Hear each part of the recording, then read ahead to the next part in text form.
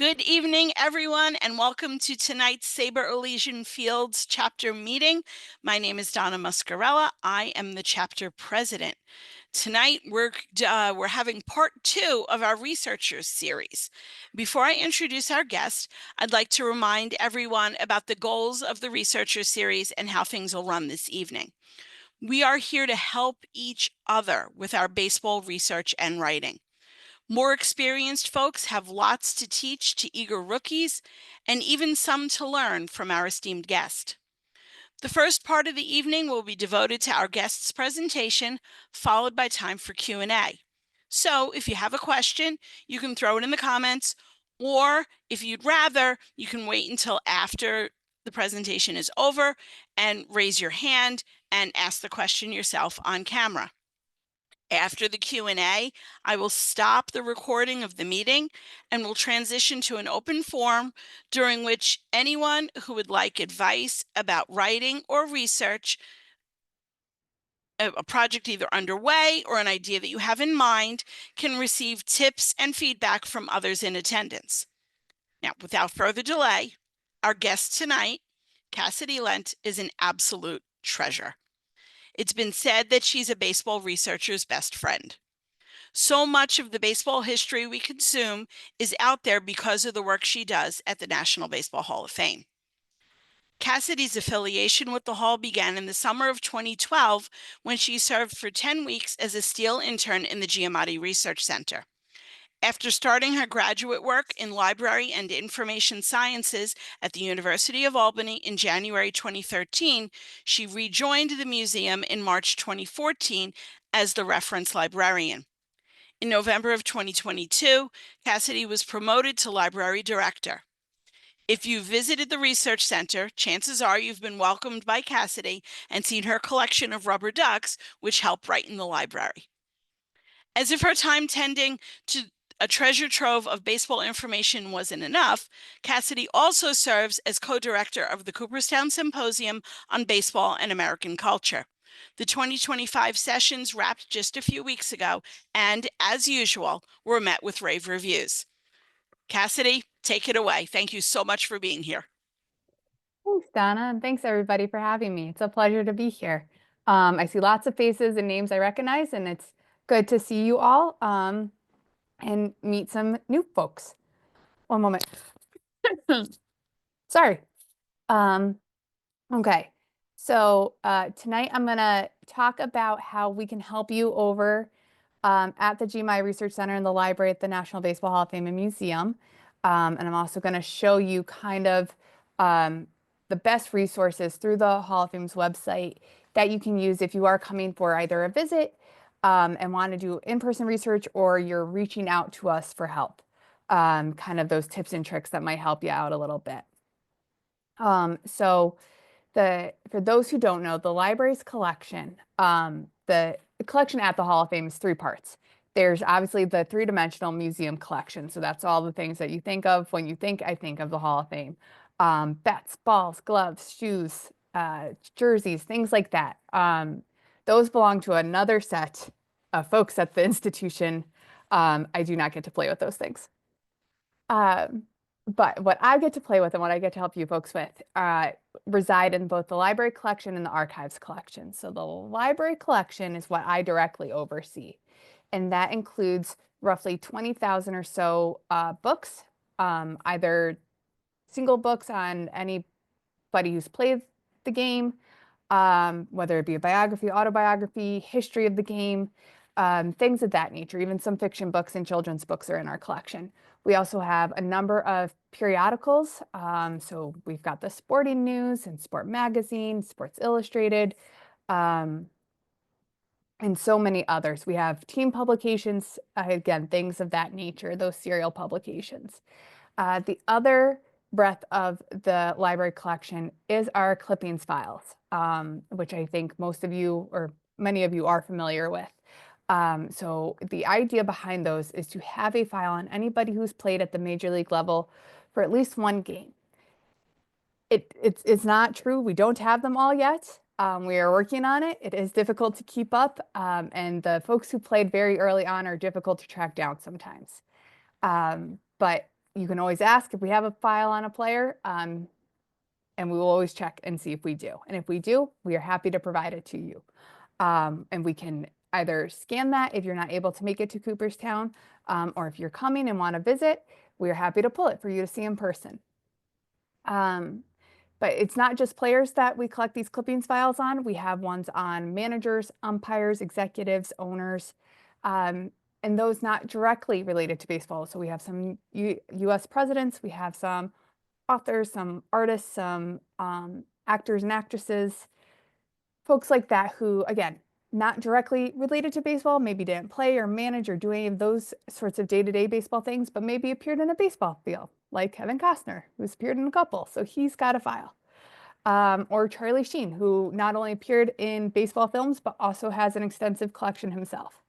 So those are the sorts of things. And these clipping files include newspaper clippings, magazine articles. Occasionally, there are questionnaires that are tucked in there. It's really difficult to say what you're going to get when you ask, but normally there's some nugget of treasure in there for most players and people in there. And the clipping files aren't just for players and people. They also we have ones on subjects. So all-star games, literature, stadiums, again, all those subjects related to baseball. A lot of them have a clippings file, as well as places where baseball's been played. It's not every place that baseball's been played, but if we felt there was enough to make a file, we made a file. So all major league cities, a bunch of minor league cities, a bunch of places where Negro League baseball called home, they all got files. And internationally, there's a bunch as well. So when folks come and say, hi, I'm looking for information on, Joe Jackson, we can send that file along, and that's the first place we start. And then if they're after more information, we can assist them from there. And that assistance also finds its way into our archives collection. Now, our archives collection is a little different than our library collection. Our archives collection includes both paper and non-paper items. So it includes our manuscripts, our photographs, and our recorded media. So our manuscripts collections, these aren't just manuscripts as you think of like a book. They are basically any paper material that exists that's original documentation of some sort. So we have the National League minutes going back to the early 1900s. We have tickets and scorecards and scorebooks. We have author papers, so folks who have written books who have collected all this research, not just from us, but other places, their original manuscripts, we have all of that in the collection. And then we have what we call our ephemera collection, which is just kind of one-off pieces that don't really fit anywhere else in the manuscript collection. So sometimes that's like coasters or calendars, things like that, that can be used for research. And then we have our photographs. Now our photographs, we try to have at least one type of photo format, I think is the best way to put it. So we have glass plate negatives all the way up to digital photographs. And obviously today's items that we're accepting on current players are mostly digital. They're not printed out.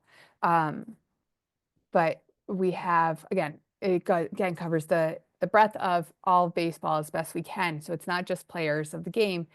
It's the managers and executives and umpires. It's also folks not directly related, but have that connection to baseball. So we have pictures of Martin Luther King in the collection with Jackie Robinson, mostly because of Jackie Robinson, but that interplay between baseball and American culture and where they meet. And then there's our recorded media collection. And that is, again, we try to have at least one format that exists where baseball has been captured in some way, whether that be actual play on the field or a movie. The best example I have of this is that we have 3 or 4 different formats of A League of Their Own. We really only need one. We don't need 4, but we do. So we've got it on VHS, we have it on DVD, we have it on Blu-ray, and we have it on a laser disc. We're never going to play a laser disc, and nobody's ever going to want us to digitize a laser disc. But we have it to show, again, that connection of baseball and American culture and where they kind of crossed over, that laser discs existed for about a second in the relative scheme of things. But it was this movie about baseball was important enough to make a laser disc and try to sell it. And so, um, but we have everything from an Edison cylinder, which is probably our earliest format, to again, digital files from today's game. And this can be, it's not just games played or anything like that. There's a lot of oral histories, there's a lot of interviews, things of that nature where you can actually hear and see players or folks involved kind of speaking in their own voice, which is always super helpful. And that is actually the one collection that we are actively digitizing at the moment. The rest of it just kind of happens as we need it to happen. But the recorded media, because we are so afraid of loss of material and the information there, we are actively digitizing it, fundraising and things like that. I believe the most recent one we had digitized was the Bob Wolf collection. So once that's done, and we've got most everything in our new database, we will try and make those things public to folks so that you can also just find this material on your own and kind of hopefully find what you're looking for to help you with your research. To that end, we have several databases and tools that folks use, especially when they're coming to visit us, but not necessarily visiting. We do a lot of virtual online help. You can email us and say, I'm looking for information on so-and-so. We'll send you the player file and you say, great. I also noticed you have this item in this collection. We are willing, if that collection can withstand it, to scan parts as we are able to. So I'm going to share my screen and kind of show you all kind of that process of where you can find how to look for that information that we have.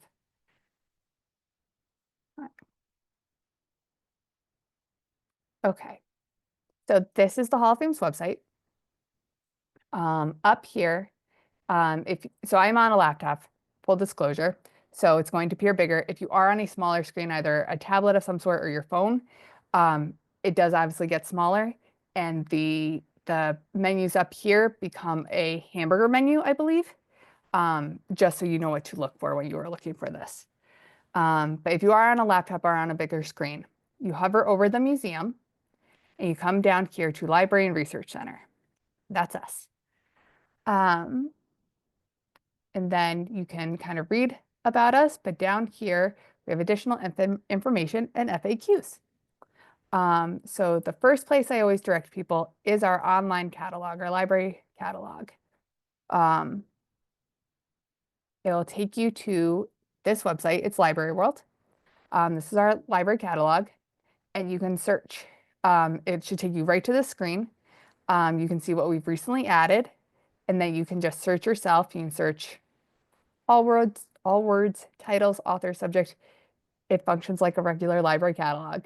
For those of you who have used multiple, know that every library catalog has its own idiosyncrasies. Library Worlds is that it does not like quotes, and it doesn't like any punctuation really. So if you try to put in, I don't know, the name of Babe Ruth, colon, a big life, I don't know. It's not going to find it because it doesn't like the colon part. So if you just search Babe Ruth, you'll get many titles. So it'll show you the first 10, and then you would just keep going as you needed to. So next down here. So you'll see that there's 371 items that it recognized with Babe Ruth somewhere in the title. Or not necessarily in the title. I did search all words. So anywhere in the record that says Babe Ruth, it's going to pull. And then you can search by relevance, title, author, call number, newest, oldest. So you'll see that there are several things. So you've got your title, you've got your author. What we would need if you were coming to make an appointment is we request a list of items that you'd like to see. And part of what we request is the call number, the title, the call number, and location of each item as best you can find. So when we say that for library books, it does mean the title, the call number is this information right here, and then the location is Central Archives. So the location, they're all on site at the library. It is just they are in different rooms. So this helps us find them more quickly, not having to search all 3 rooms for them. In this case, if it doesn't say, like this one doesn't say, you can click on the actual record. And you can see, show the full MARC record. That did not show me what I wanted it to show me because that's right here. So this here, it didn't pull on the one end, it says it right here, reference stacks. So that just helps us help you all a little bit better when finding this material. But like I said, you don't, so if I were to put quotes around Babe Ruth, it would tell me we don't have any books. And we all know that that is not true because Babe Ruth and baseball, we're going to have lots. Or like I said, it doesn't like colons. It's not going to give me anything. So I always advise start with the most basic search if you can. If you don't know what books you're looking for, if you just know the subject or subject person, start there. And then you can whittle it down from there, is my advice. Because if you don't, it does get a little it gets not happy, and you will also get not happy. You'll get frustrated, and I understand this frustration because you're going to see no records to display. You're going to say, what is going on? Also, occasionally, it does ask you to log in. If that happens, all you have to do is put in Abner as the name of the library, and then you click enter, and it should let you in. So that is the library catalog. You can also clip the titles of books that you're looking for into this clipboard here. Yeah, so add to clipboard here. And then it'll create this list for you, and you can always just send us that list. Some folks find that really helpful. So, you go back to there. Okay. So the other available resource is our finding aids. So our finding aids are directly related to our archives. It is its own kind of cataloging system, but it functions very much like an inventory. So again, we will use Babe Ruth. And if I remember correctly, you can use quotes in archive space, but I could be wrong. Nope, you can. Okay. So we have 258 items that come up when you put in Babe Ruth. Some of them are going to be full collections, like the Babe Ruth scrapbooks or the papers related to Babe Ruth. Others are going to call out individual items. We'll go a little further. So like this first day cover for Babe Ruth stamp. That is somewhere in a collection that is a very specific item. So finding aid is basically an inventory. We'll go ahead and look at papers related to Babe Ruth. So this page tells you kind of what the collection's about, what dates it includes, if there's any reason that you wouldn't be able to see it, or what restrictions might exist. Either, for example, we have the Black Sox scandal papers from MLB. Those require a sign-off from MLB before you access them. And then there are some items that are just too fragile to handle that require staff handling. And those are really the only restrictions you're going to see. And then you've got a biographical historical on the person, typically is what this is about. How large it is. So this is an actual space it takes up, but this is the easier thing to understand. It's in 2 legal document boxes, meaning that there's just some legal size paper that's a part of this collection, and it's in 2 boxes. And then the rest of the information is really for us. But then you can either search collection organization over here on the right, and you can search, if you're looking for somebody in particular, you can search here. If you're looking so it goes from 1921 to 1968. If you're looking for something specifically from 1924, you can look and see what pops. Some things are undated. We don't have the dates to everything, which is important to note. So you'd be able to click on this. It would take you to that folder's individual record, which isn't going to have much different information than at the basic level, other than if it does have a specific date. And the other thing it will tell you is where it is within that collection. So our manuscript collections have what we call an MSS number. And so this one's 057. So that is the collection as a whole. And then this particular item would be in the first box and in the first folder. But if you were to scroll down and you're looking for Ruth and Barnstorming, that box number might change, but that folder number will definitely change. So just seeing how those things those are the important things that we would need if we were pulling it or if you were requesting it, for us to be able to make sure we got you the right item. You would have to provide the collection number, box number, and folder number. Some collections are very large and come with what are called series, which are just a step above the boxes. So that might also happen. If this is difficult to read, which it is for some people, you can always click this print button, and what it'll do is it'll download a PDF version of the finding aid that's not really going to look like this, but it'll be an easier format for some folks to function with, because you can do a control find. Let me see if it'll let me do it. It'll do a control find in which it'll allow you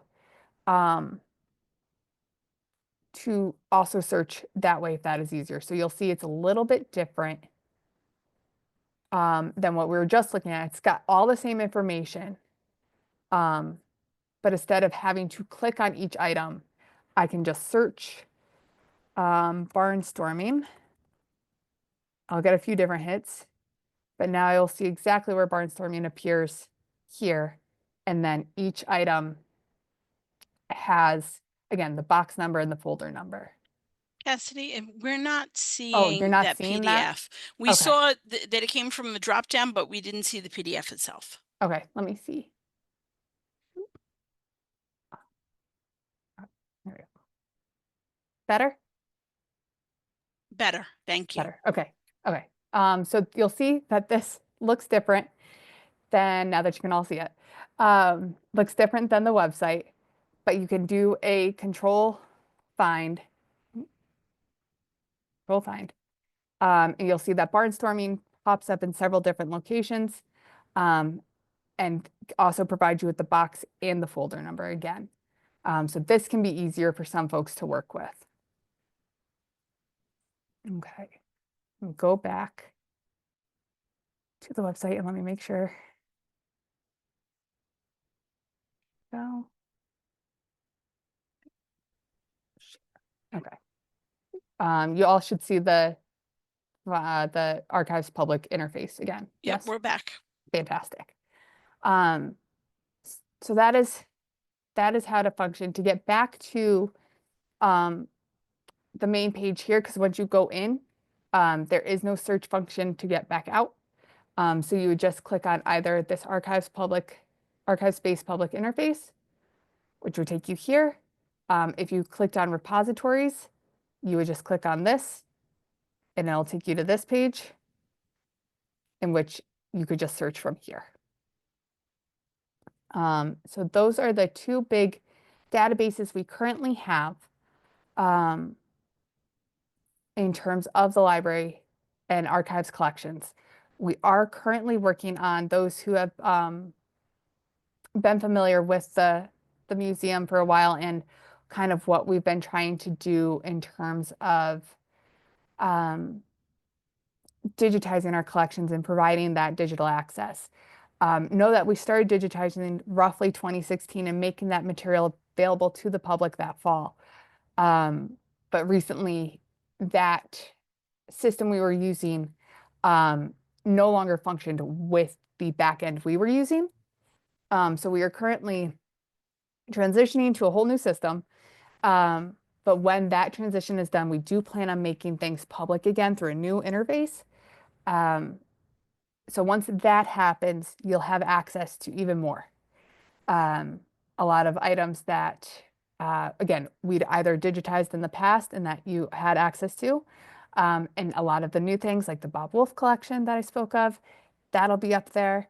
Um, all available to at least see and or listen to. So um, that is the nuts and bolts of the library research databases and how we can help you.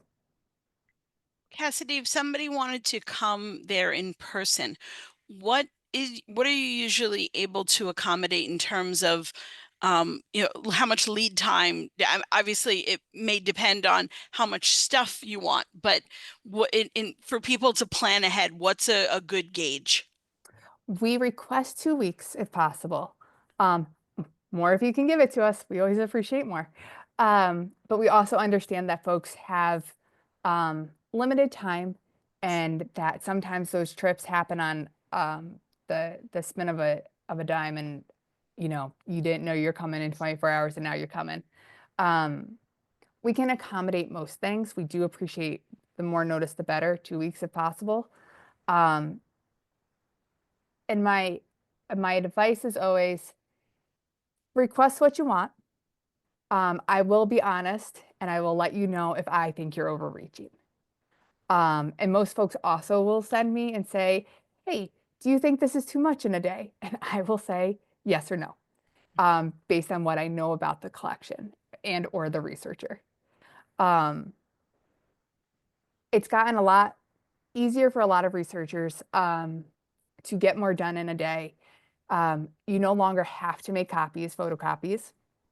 We do allow for the taking of images with phones, cameras, tablets for research purposes only um, of most of our collection.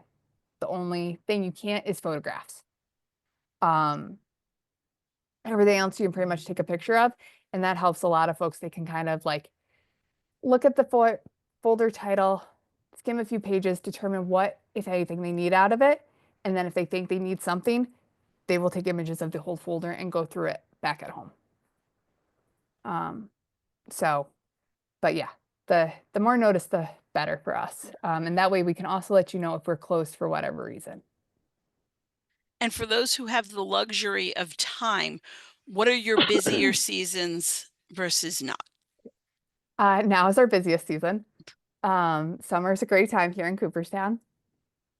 Um, I will say, for folks doing research, the busiest days are the days right before our conferences. So we host the 19th Century Baseball Conference, the Fred, in normally late April. So the Thursday before that starts, we see a bunch of researchers who are just coming in early to get some work done before the conference starts. And then the day before the symposium starts, we see a lot of folks. Um, Otherwise, the research center itself, in terms of actual researchers, doesn't get too overwhelming. If you do like a quieter space, though, yes, don't come in the summer. The museum is very loud, the village is very loud. Um, there's very, very little parking um, anywhere if you don't already have a spot, basically, at the start of the day. Um,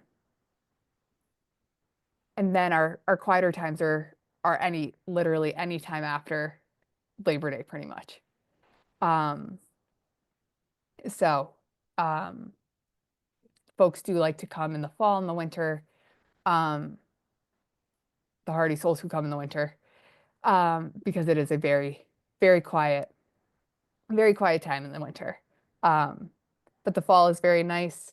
Shops are still open. Most of the restaurants are still open. Those who have been here in the winter understand that we shut down Cooperstown in the winter. A lot of places are not open, and if they are, they have restricted hours, um, either being open 7 days but shortening those hours, or being open half the week.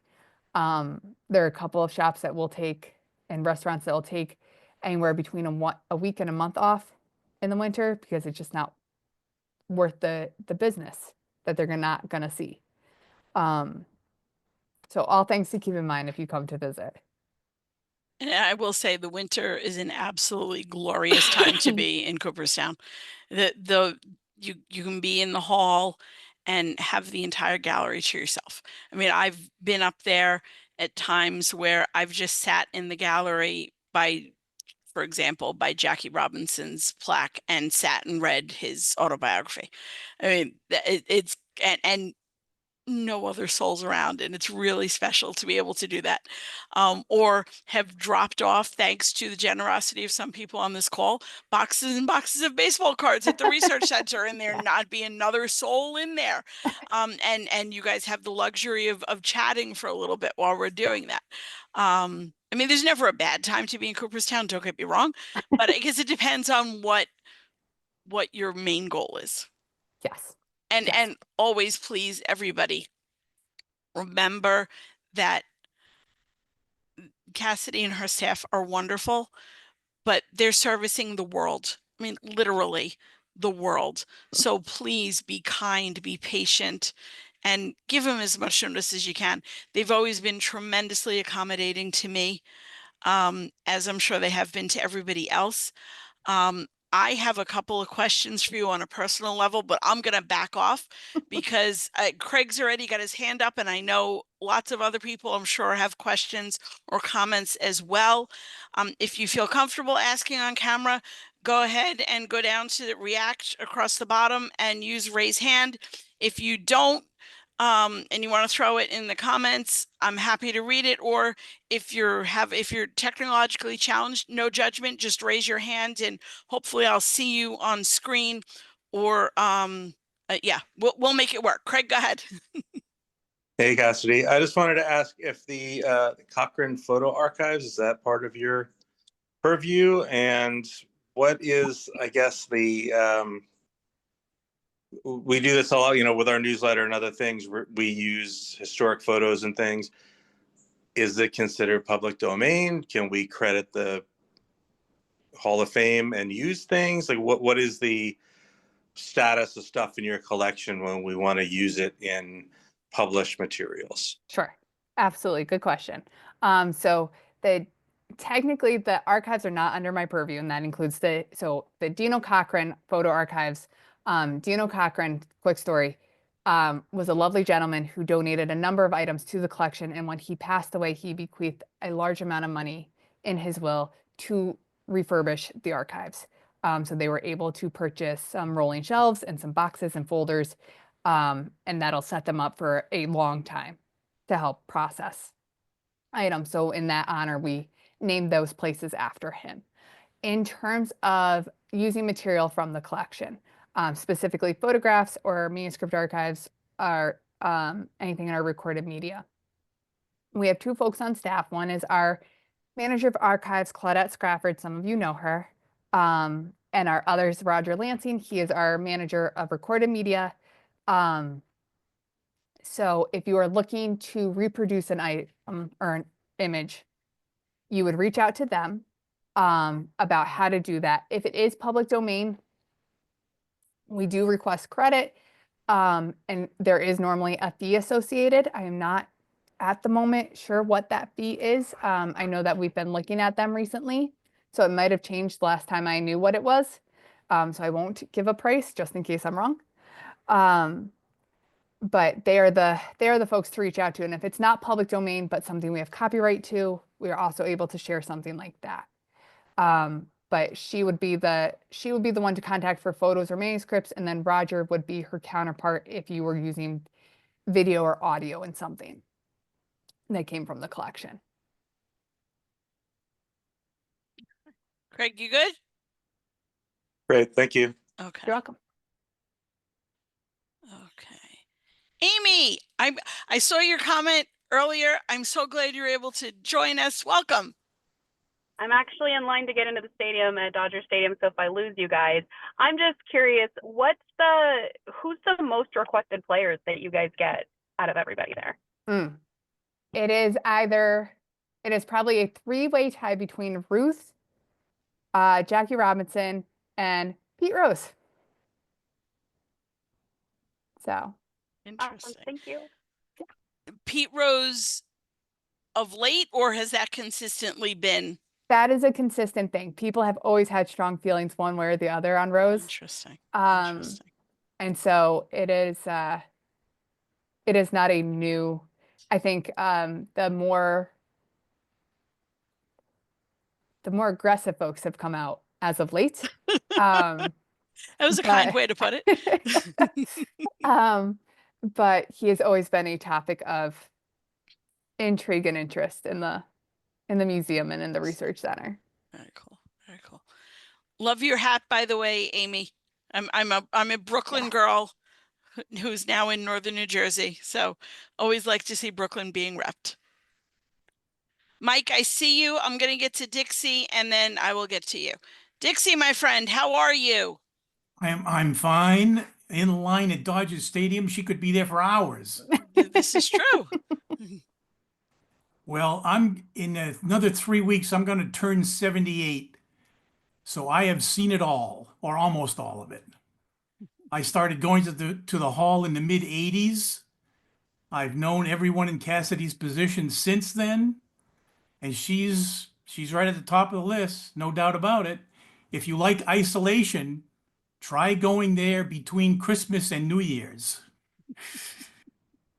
You can have all the restaurants to yourself too. The ones that are open anyway, The right? ones that are open, which there are fewer now than there used to be. Yeah. My question for Cassidy is, I remember the young Cassidy, long time ago, who was actually, after 2 or 3 years, looking around, trying to figure out what she was going to do with her life, looking for different library jobs at different places. When did the little voice in the back of your head say, "This isn't a bad gig, lady. Maybe you should stick around"?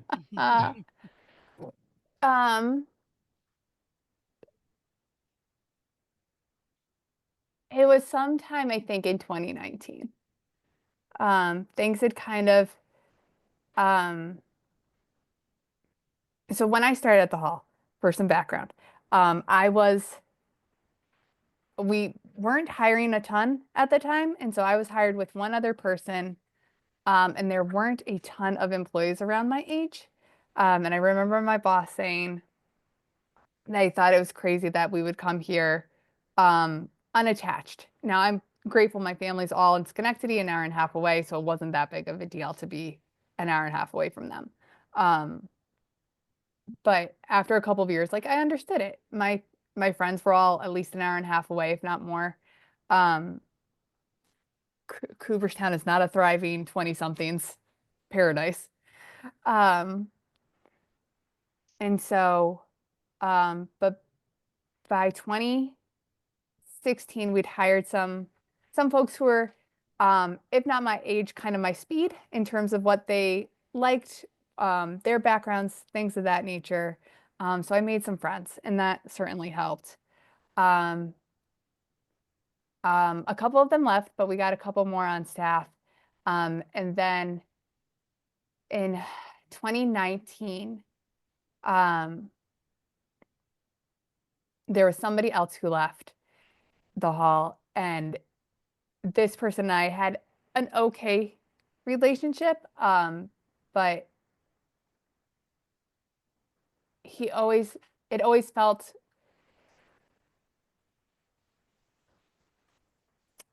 by the time he left, it was not as much fun to go to work anymore. after he left, kind of that breath of fresh air came through. And I rediscovered the joy of working there and what we do. And I think, oddly enough, the pandemic closing for 3 months, I remember distinctly the last day in the office, and I'm one of those weird people who say goodbye to rooms and things. And so I said goodbye to the library when I left. And I said, I'll see you in 2 weeks. 3 months later, I finally returned. And realizing that, especially at that point, that if I weren't to, if for whatever reason the hall had to do layoffs, which we didn't, but if we had had to, like so many other museums and libraries had to do during that time, how devastated I would have been not to go back. And so, yeah, so I'm glad she spoke up at some point. I think I used something today that you sent me 7 months ago. I was wondering if I had it, and I did a little search in my computer, and there it was from Cassidy 7 months ago, right where I wanted it. So instead of spending days looking for the information, it took 5 minutes. Excellent. There we go. That's the way it works. And for all you people out there who send Cassidy notes, email notes, aside from please and thank you, the important word is whenever. Send it to me whenever you can. There we go.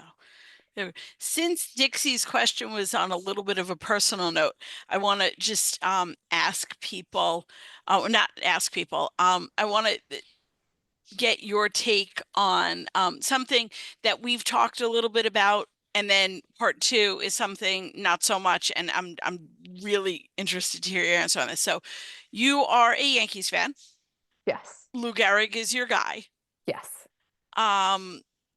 What is it like to be able to, not that you have time to just go exploring on a personal note, but to be able to pull out things pertaining to his history and be able to be the shepherd of those for anybody else who's interested in what you're interested in? It is delightful. One of the so Don and I were talking earlier that the museum does a VIP experience tour twice a year. And I am a part of that. We show some things from the archives. And one of those items that we used to show, we do change it up. So one of the things we used to show is one of the Lou Gehrig scrapbooks. And we have both of them in the collection, but we don't pull them both at the same time. So the one that we were pulling before captured the last portion of his life. So roughly from his diagnosis to the end. And it is always interesting to me what people find interesting about the scrapbooks. I love our scrapbooks across the board. We have so many. The Gehrig ones are beautiful in that you can just see the love that Eleanor took to create them. One moment.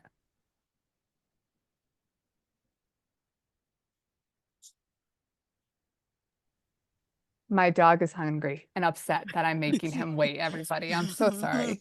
He is fine. He'll be fine. Okay. So just they're beautiful, what she thought important to capture. But what's really interesting about the last one is that on this one page, there's a bunch of different stuff on it. There's a couple of articles, and I believe there's a picture, either from the newspaper or maybe just an actual print. But there's this like big empty space where you can definitely tell something used to be. And at some point, the item that was there got separated from the actual scrapbook. And that item is the Mayo Clinic letter that officially diagnosed him, that they send to him. And we are able to know that it came from that page because she glued it in. And the glue itself left residue on both the page, the letter as well as the page it was on. And she put it on. And so we were able to match it up. And it's things like that that we have these connections to different parts of the collection to tell those stories. Another one we have shows a picture, an article of him receiving a trophy for 2,000 consecutive games. We have the trophy in the collection, but the collection doesn't say 2,000 consecutive games. It gives his final total. And so we used the scrapbook to figure out, because we didn't understand why. And we were able to use the articles in the scrapbook to figure out why it was. And it was because he was awarded the trophy, pictures were taken, newspaper articles were written, and then the folks who gave it to him said, we'll take that back. And when you're done, we'll write your final total. And that is what they did. And again, that connection to be able to tell those stories within our own collection is just, it's a unique opportunity that just, again, helps us further tell the story. So you're not only a librarian, you're a detective. Yes. Very cool. So part 2, which also popped up in the chat from John, is what, and this has got to be a hard one, I think, because I don't know that I could answer it. What's your favorite item in your world? Okay. Of all the stuff So, you control. In my world, it is probably the scrapbooks. I love the Garrick scrapbooks. I love all. I also love our Effa Manley scrapbook. Oh. Effa's great. She's one of my favorites. She is incredible in her scrapbook. Again, talks about obviously baseball. But because of who she was and what her interests were, and her very unique part in baseball history and just social history, her scrapbook tells all of that. So it doesn't just cover baseball, but it talks about her activism, and talks about her fight for her players, but her team itself, and all of that. And then we have letters to and from her to other people regarding Jackie Robinson joining the Dodgers. And what did this mean? He didn't get compensated and the team didn't get compensated. So what did that mean for her players and her team? And then her no work, no buy. Don't shop where you can't That's work. it. Yeah. Yes. Her role in that's covered in the scrapbook.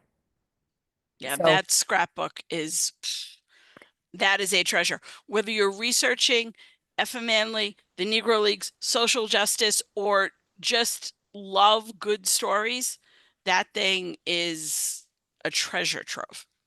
Yeah. it is. And I find the scrapbooks that are like that, because Garrick's is very much like that. Ruth's is also like this.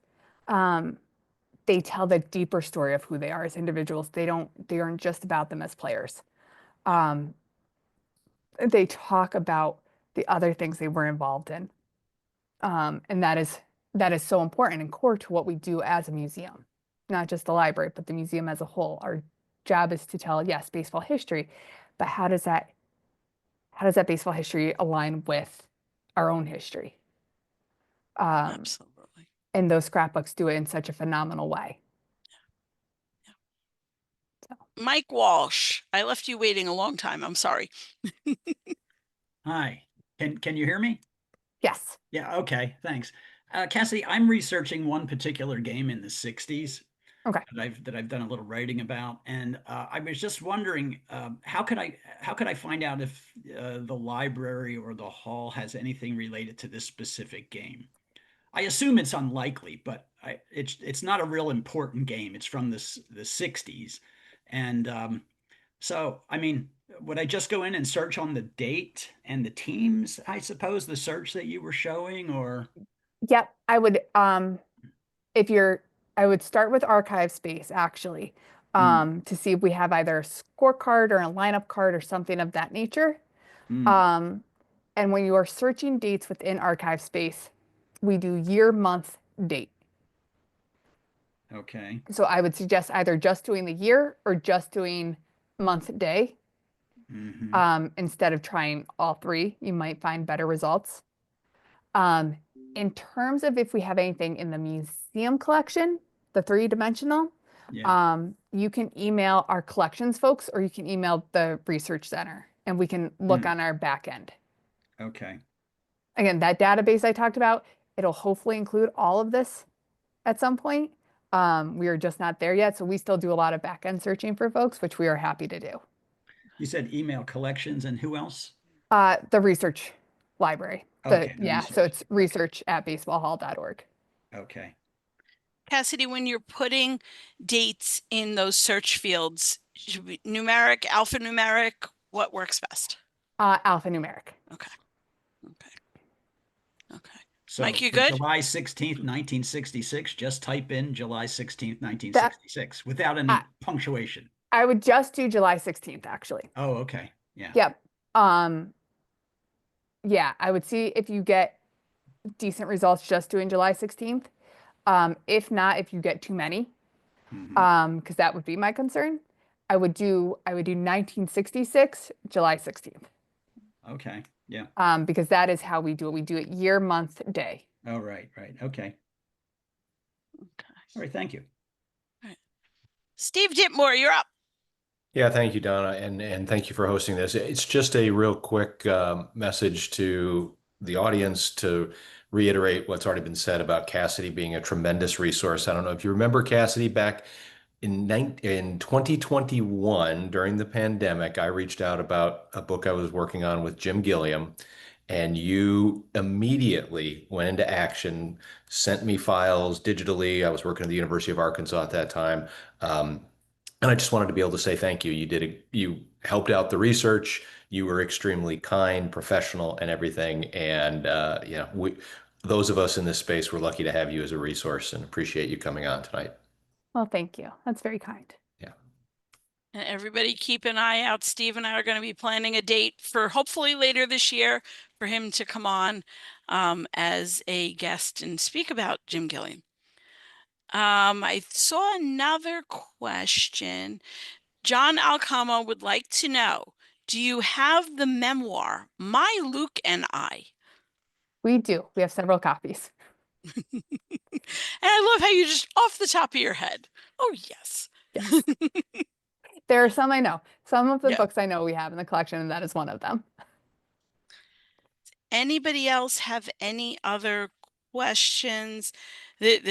Leslie just threw in, Cassidy is an amazing resource for everyone. Thanks. Amy threw up another thanks for all you do. Mike O'Hare, it's evident how passionate you are about your role. Thank you, and don't change. Amy also said, this is so cool. What an amazing resource. I agree. Tom, because I could go on and on about how awesome Cassidy is. Hi, Donna. Thanks. Hi. Cassidy, thanks. That's I can't wait to start getting researching, although I don't know what. Just so much stuff is there. But a few years ago, I did correspond with you briefly on a bio I was doing for a player who played very briefly, 1913, 14. He played 5 games. He had my surname. That was my interest.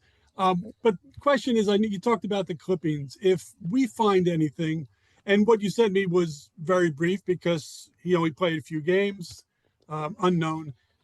Would you be interested in us sending you anything that we found, or you would become overwhelmed with that? No, absolutely. Please do. It is how we build the files. So yes, copies are great. We don't want, if it's newspaper clippings or things like that, we would love copies. We don't need the originals. Okay, great. Yeah, and you can send those as photocopies, or if you want to scan and email them, that is also fine. Whatever is easiest for you. Good, excellent. That would be lovely. There was a very interesting article on this ball player in the New York Times for what he did later on with teaching children to ski and some stories about the war and all. So, okay, Love thanks. that. Yeah. Yeah. And I think, Tom, correct me if I'm wrong, I'm cross-plugging as much as I can here. You're going to be featured in Going Deep, talking about that research at some point in our newsletter. Is that right? Yes, that's right. Craig and I talked about that, and yeah, it's kind of this story. But actually, well. I thought we might have put that in the previous newsletter, but the story behind the story, Craig, I think we did that the last time. Why? We did, yeah. That one already ran. It ran. Look, people, But- we just dropped the latest issue today. My head is all over the place No, between but getting ready for SABR 53 and what was in and what's still planned and the whole Sure. spreadsheet. I'm so sorry. If you want to see it, you can go to our link tree.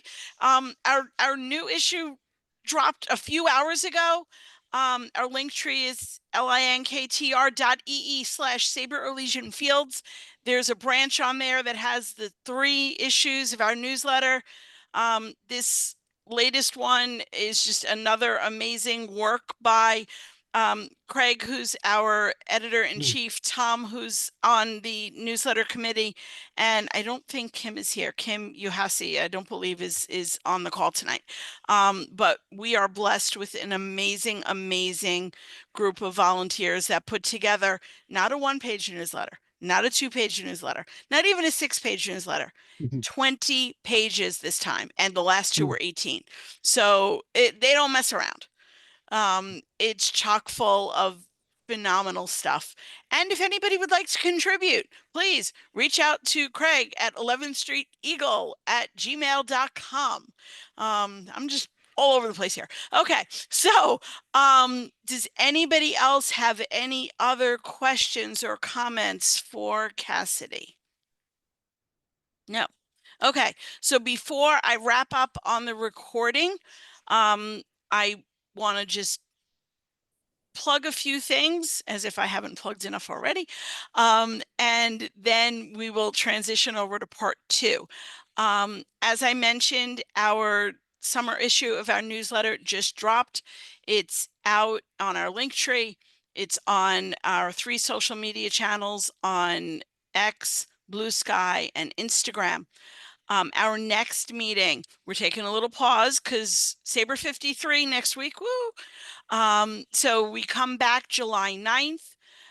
Our guest will be Dan Schlossberg, who's going to talk to us about the 3rd edition of his new baseball Bible.